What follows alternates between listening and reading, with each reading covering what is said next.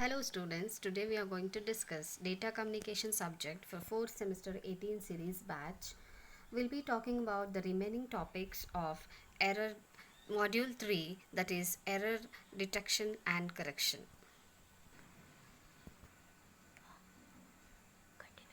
Network must be able to transfer data from one device to another with acceptable accuracy.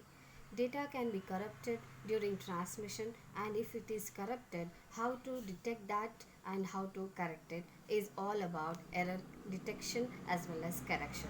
Here we are going to discuss the topics like introduction towards it, where we are going to discuss types of errors, that is single bit error, burst error, and the topics like redundancy, error detection, error correction, forward error correction, retransmission, and some of the coding schemes we'll be using. The single bit error, which is a type of error, means the only one bit of a given data is changed from 1 to 0 or from 0 to 1, from source to destination. Coming to the burst error, we have, you can see the single bit error in a pictorial representation of figure 10.1. Coming to the burst error, we have where we'll be having two or more bits in the data unit have changed from 0 to 1 or to 1 to 0, from source to destination.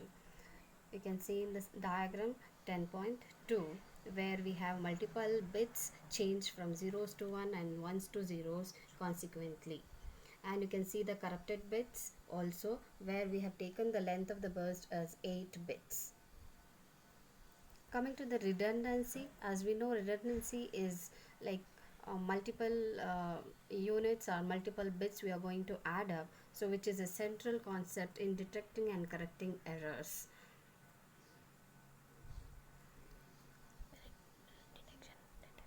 Redundancy is to detect or correct errors where we need to send extra bits with data called redundant bits, and the concept is called redundancy.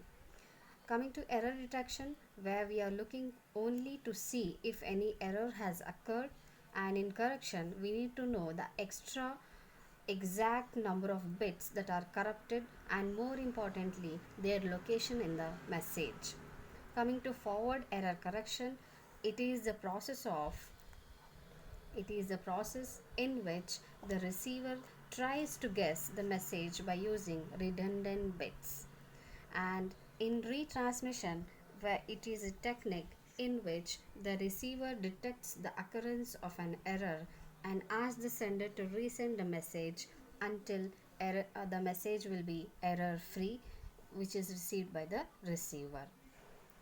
Talking about the coding schemes, redundancy is achieved through various coding schemes, where a sender adds redundant bits through a process that creates a relationship between the redundant bits and the actual data bits, and the receiver checks the relationship between the two sets of bits to detect or correct the errors.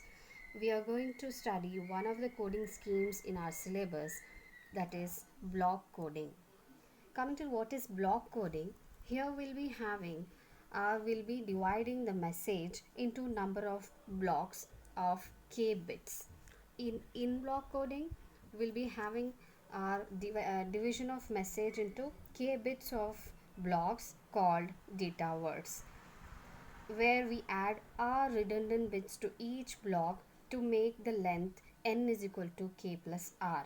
The resulting n bits called the code words. So n is for the code words, k is for the data words, and r is for the redundant bits. With k bits, we can create a combination of 2 to the power of k data words. With n bits, we can create a combination of 2 to the power of n code words. You can see in the diagram figure 10.5. Also, we need to take care of the fact that block coding process is one to one, so the same data word is always encoded for the same code word. Let us see now how the errors can be detected using this block coding. As you can see in the diagram, the process of error detection in block coding, figure 10.6, where we'll be having k bits of data words which will be fed to the generator to receive the n bits of code word, which will be sent through any transmission medium which could be assumed as unreliable one, and the code words will be received by the receiver, and the checker will check whether the received code word is the right one. If it is right one, it will be extracted and the data word will be provided to the receiver, else it will be discarded. The receiver can detect a change in the original code word if the following two conditions are met. First one, the receiver has a list of valid code words. Second one, the original code word has changed to an invalid one.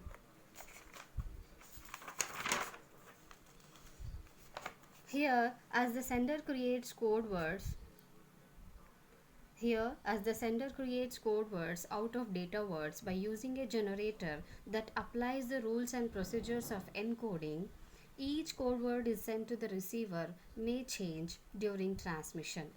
If the received code word is same as one of the valid code words, the data word is accepted and is extracted. Otherwise, it is considered as invalid and discarded, as you can see in the diagram. Moving forward with error correction in block coding scheme, here the receiver needs to find the original code word sent. We can see the same idea as in error detection, but the checker functions are much more complex. As you can see in the diagram here, where the k bits of the data word has been fed to the generator, and same as in detector, it has been sent to the receiver.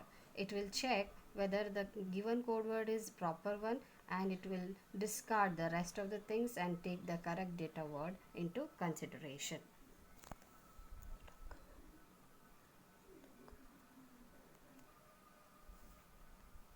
Moving on to the next topic, Hamming distance, where the Hamming distance is between two words of same size, and it is a number of differences between the corresponding bits.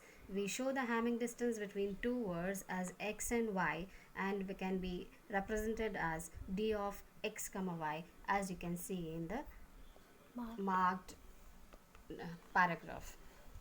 So coming to the example of this, here we have one example. You can see the Hamming distance of d of 0 0 0, where 0 0 0 is x, 0 1 1 is y. If we perform the XOR operation on that, so 2 bits difference will find, that is 2 ones has been shown. That is nothing but the Hamming distance between two pairs of words. Coming to the next topic, minimum Hamming distance, which is nothing but the smallest Hamming distance between all possible pairs. So we can take the example of this table,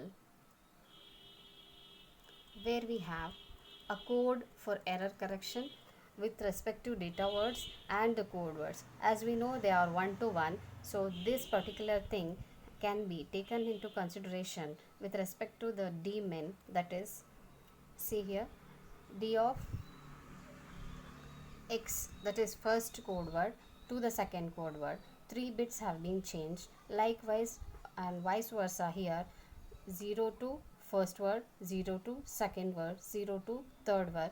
The number of bits changed have been taken, and out of all these, the minimum distance or minimum Hamming distance has been taken as dmin, which is in this case as 3. So with respect to this example, you can go for more examples if you can find it in your own textbooks.